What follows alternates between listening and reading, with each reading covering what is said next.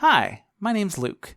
The other day, I was watching an older Rahdo runs through video where Rahdo goes through and he tells about 10 games that he would keep if he was only allowed to keep 10 games for the rest of his life.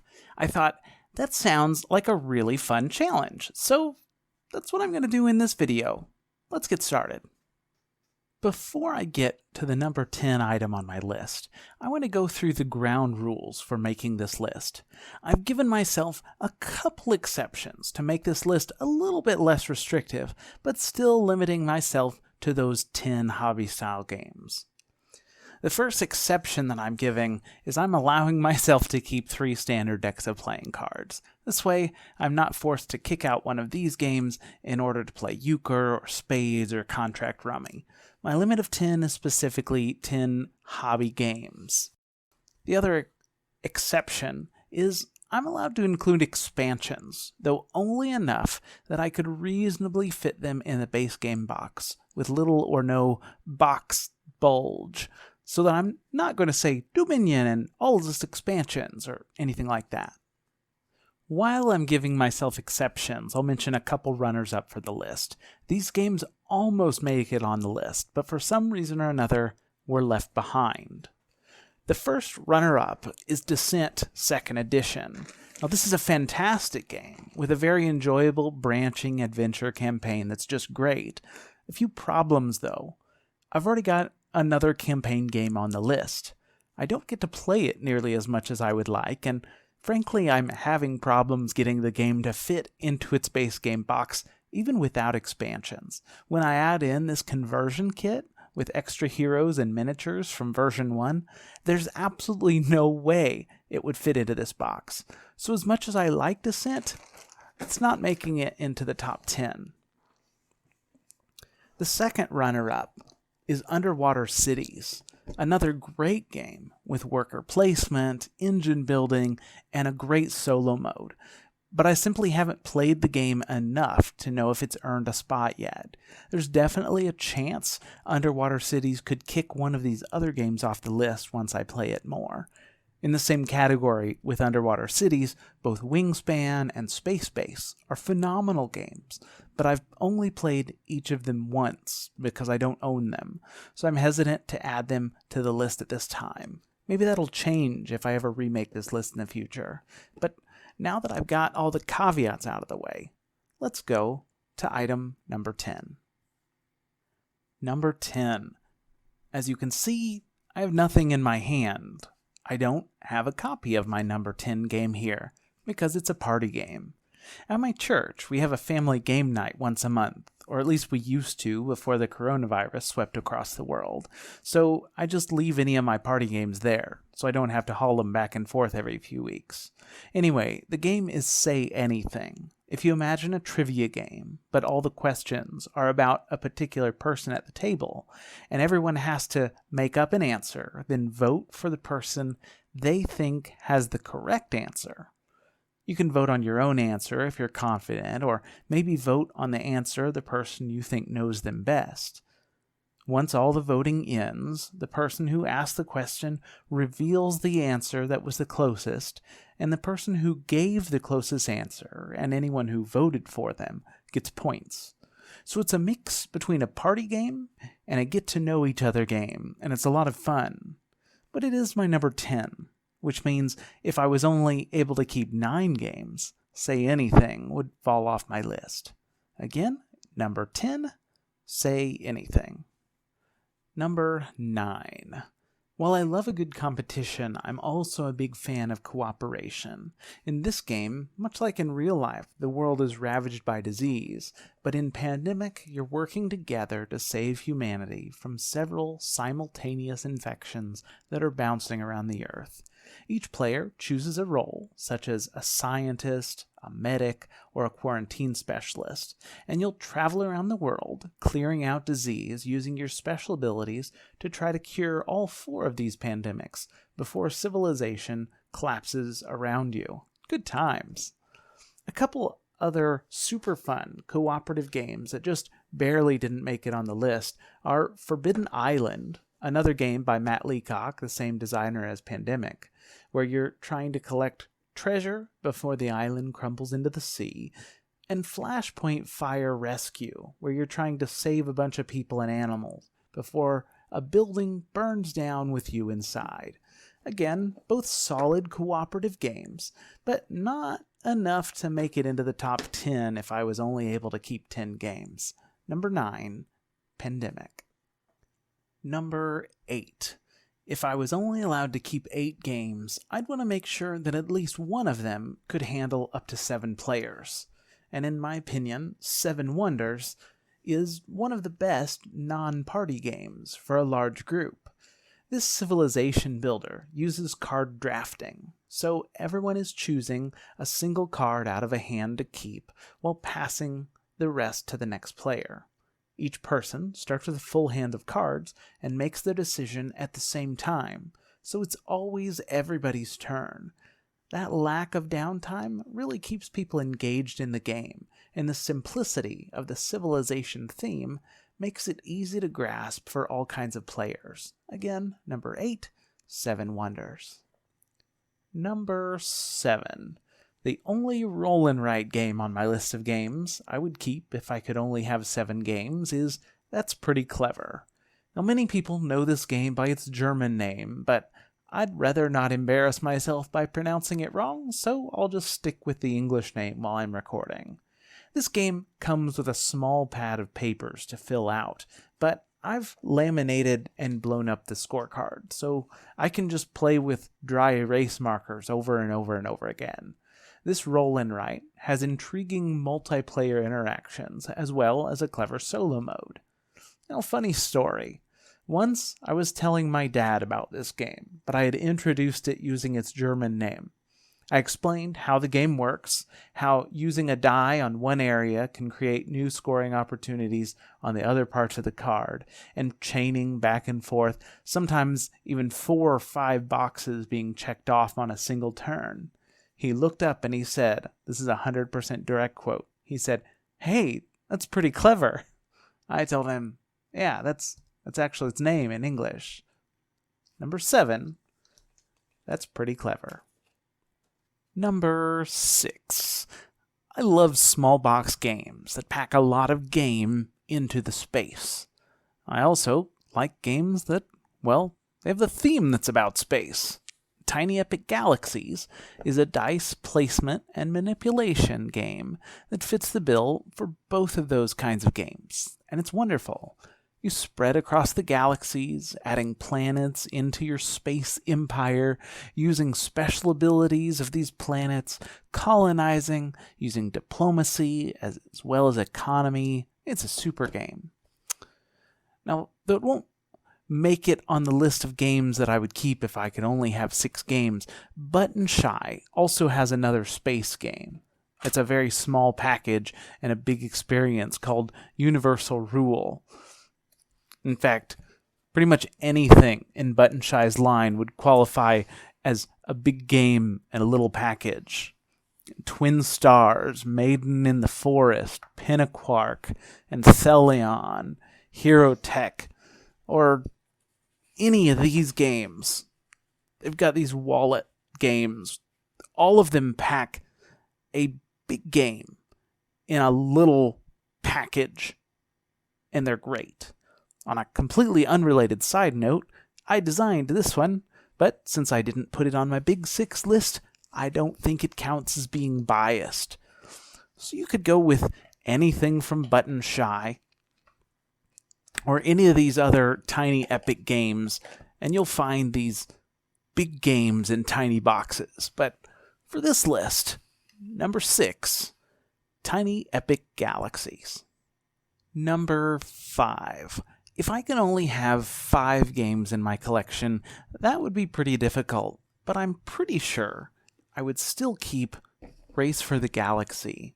I already mentioned that I enjoy space games, and this is not the last one that I'll bring up.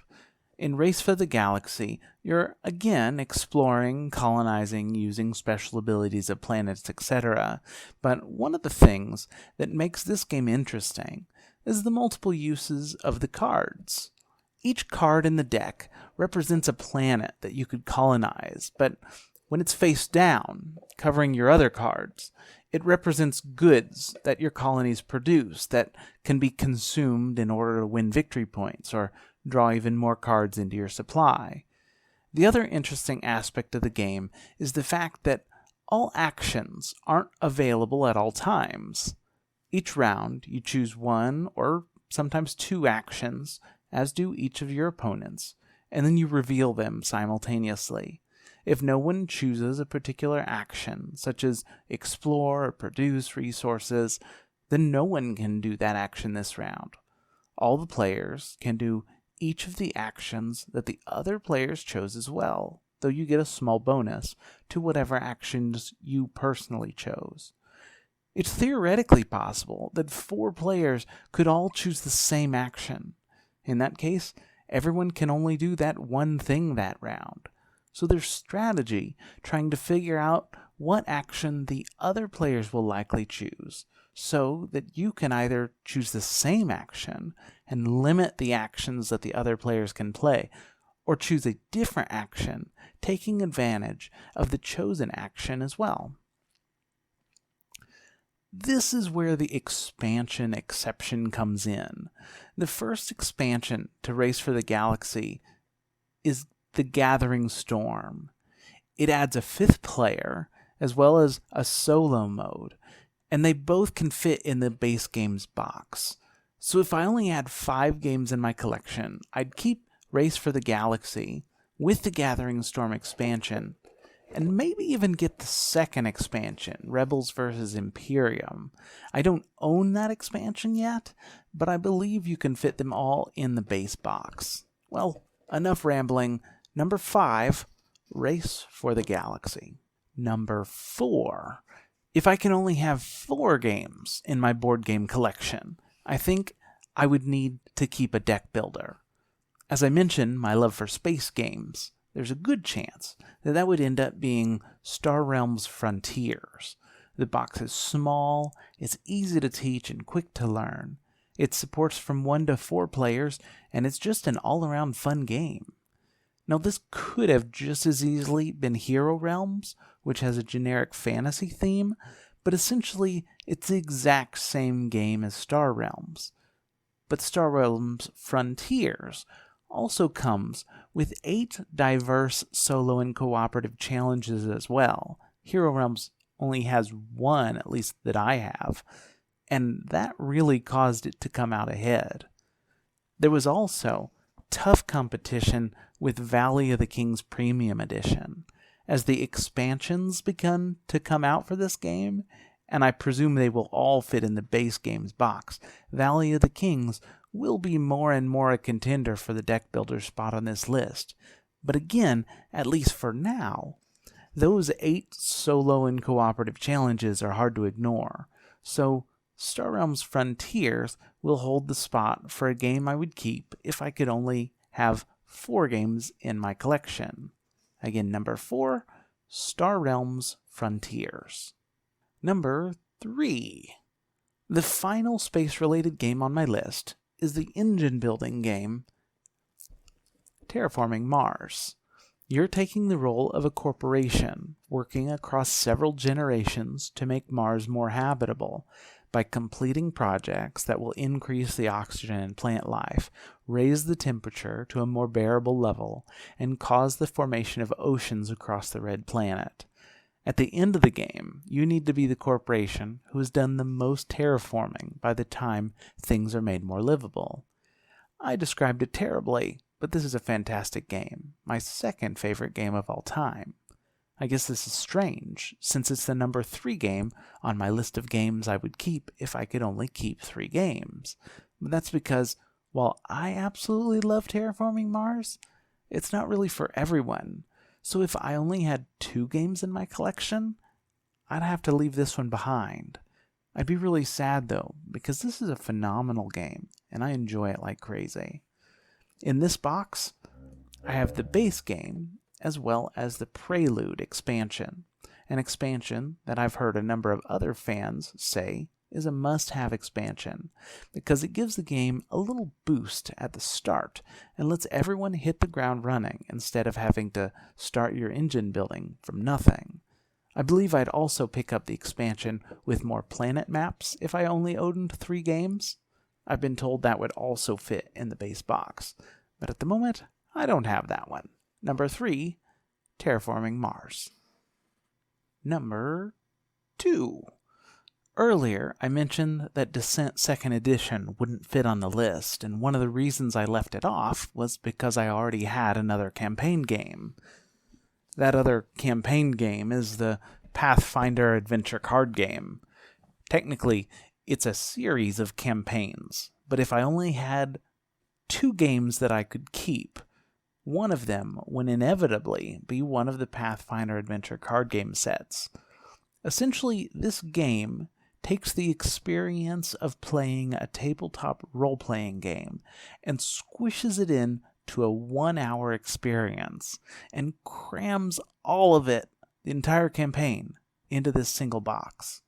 Once you get all the adventure packs for a given set, there can be 40 or 50 different distinct storylines that you can play through, each with their own villains to defeat, traps to disarm, allies to gain, weapons and armor to equip, monsters to fight, etc. While I've played it and greatly enjoyed playing this as a cooperative game with other people, it also gives a wonderful solo adventure experience, making this series as a whole my favorite game of all time. I'm currently working my way through a solo campaign of the Skull and Shackles campaign, but I'm hoping that I can play through the Mummy's Mask campaign with some friends once we're able to spend time with other people again. For now, I'm officially putting the Skulls and Shackles campaign as my number 2 game on the list of games I would keep if I could only own 2 games. But once I play through the Mummy's Mask campaign, there's a pretty good possibility that that one could take the coveted spot. Number 2, the Pathfinder adventure card game, specifically Skull and Shackles. Number 1. If I had to restrict myself to only owning 1 game, it would have to do a lot of things well. It would have to work at a wide range of player counts. It would have to accommodate a lot of different playing styles. It would have to be an enjoyable time for both new players as well as experienced gamers. And the most important aspect of the game would have to be that my wife likes it as well. For me, this 100% describes Carcassonne. Carcassonne is a tile-laying game where your goal is to build the game board using little worker meeples to claim various features on the map to score points as those features are completed. The game is fantastically simple to teach and to learn. I've played this game with gamers and non-gamers, and each group had a great time. You can play it simple by just leaving out the farmers, or you can make it complex using the farmers, adding in a large number of available expansions. You can play it nice, or you can play it cutthroat, manipulating the map in such a way that your opponents can't complete the features that they've claimed, or weaseling your way into their big cities as they're being built, so that you get the same share, or maybe more, of the victory points as the other person who has spent the last 8 turns trying to build that city into a metropolis. I just can't say enough good things about this game. I've heard recommendations for different must-have expansions for Carcassonne, and one day I'd like to get the Inns and Cathedrals expansion as well as the Traders and Builders expansion. But for now, we're still getting plenty of fun with just the base game. Though the base game takes up so little of the box, I'm sure that once we pick up those expansions, they'll fit in the base game box with no problem at all. Other people have recommended a couple games as Carcassonne alternative games, like Isle of Skye. You can tell I got this one from a Ding and Dent sale. Or Seasons of Rice, a tiny 18-card wallet game from Button Shy that feels sort of like a fast, two-player Carcassonne-like experience. I really like both of these games, but if I could keep only one game in my entire collection, it would be this classic, Carcassonne. So, how about you? If you could only have 10 games in your entire collection, and you didn't have other friends and family around that had a bunch of their own games, which 10 would you pick? Feel free to leave your lists in the comments below so that I can check them out. Maybe one day, your suggestion will end up on my list. Thanks so much for joining me today. See you next time. Bye.